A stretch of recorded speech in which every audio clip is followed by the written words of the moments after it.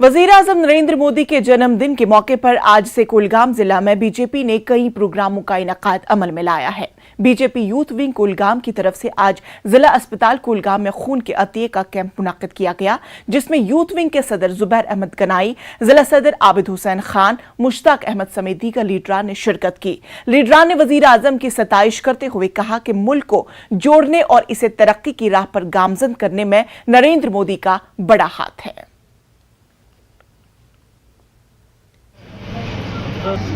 युवाओं ने जिस तरीके से यहाँ पे काम किया, ये रक्तदान किया है, तो मैं इन सब का शुक्रगुजार हूँ। ये प्रोग्राम हमारा आज से लेके 2 अक्टूबर तक प्रोग्राम चलेंगे और इनमें से बहुत सारे प्रोग्राम जैसे कि क्लीनर्स ड्राइव है, इंटेलेक्चुअल मीट है, @ मोदी जी मोदी बुक जो है, और बहुत सारे प्रोग्राम्स है जो 2 तारीख तक हम चलाएंगे।